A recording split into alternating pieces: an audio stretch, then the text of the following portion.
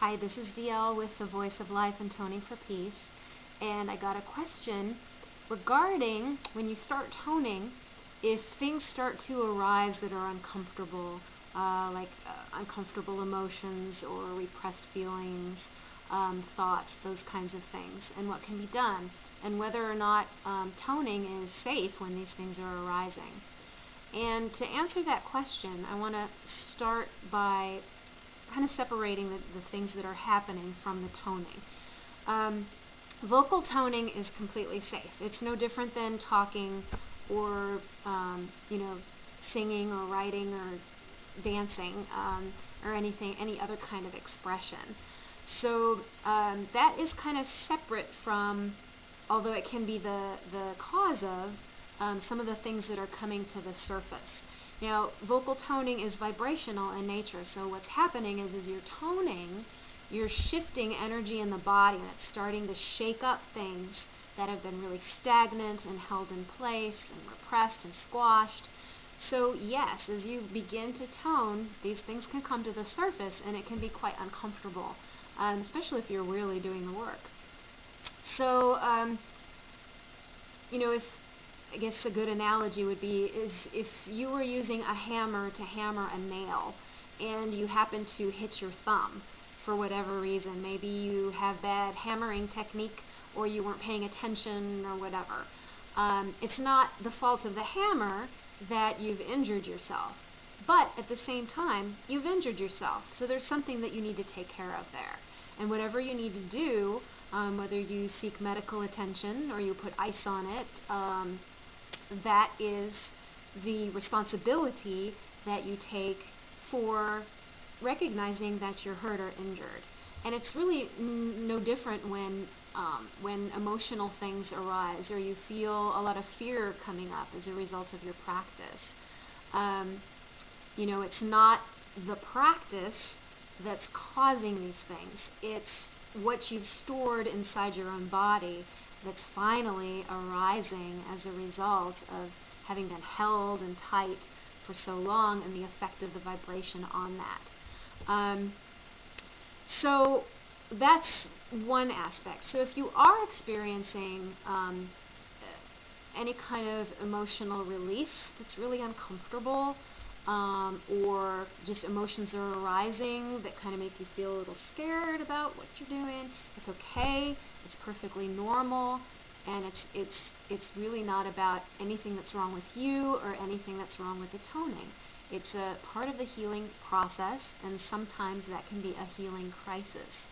The best thing to do is take care of yourself like you would if you hit your thumb with a hammer. Whether you need to see a medical practitioner for either psychological reasons, or you need to see a massage therapist to help move and facilitate more of the release and the healing in the body.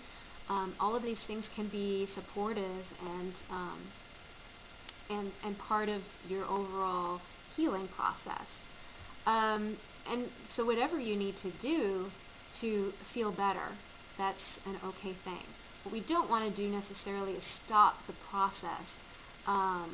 It's okay to take breaks within the process. If it feels too much, it's fine to take a break. But you don't want to completely throw the baby out with the bathwater, to use a very old and tired cliche. But there's another aspect to this that I want to talk about, and that is the fear. Fear, okay, the body responds to these things that are uncomfortable. We conceive them as uncomfortable because we have some kind of physiological response in our body first. That physiological response is something we can trust. It's real. We're feeling queasy. We're feeling uneasy. We're feeling anxious. However, what the mind tends to do is build a story around those feelings. So it becomes, I'm feeling this way because, and we, make this great dramatic story about it. And that's where we get into trouble. Because as soon as we make a story, we believe our story. And when we put our faith in that story, what ends up happening is we believe our fear. We believe we're in danger. We believe something's unsafe. We believe that we can't overcome whatever it is we're experiencing, or that we can't, that we don't have the capacity to just be present with it and let it flow through us. We attach and, or in some cases reattach if it's something that's trying to move out, and has been, held in the body for such a long time.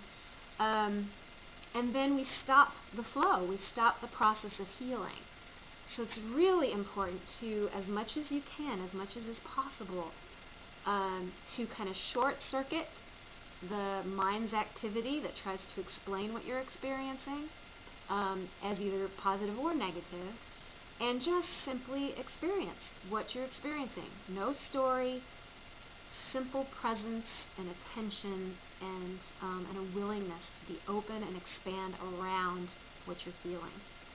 And in my experience, if you are able to do this, then whatever's going on around you, eventually, or going through you, eventually it will just pass. It will dissipate. It will evaporate. And you'll be left feeling relieved and in a completely new state. And that takes practice, because we really have, the mind has a lot of tricks to trap us and ensnare us over and over again. So this process of vocal toning is helping and healing regardless of what you're feeling and going through. And it's separate. The process is separate from the effects that you might have occurring as a result of the practice. Yes, vocal toning can facilitate this healing, and it can, it's creating an energy that moves this stuff up and out. But the stuff itself, that's already in you. It's just needing to be expressed and healed and loved, for lack of a better word. In fact, there is no better word. This is all about love. I hope that helps. Take care.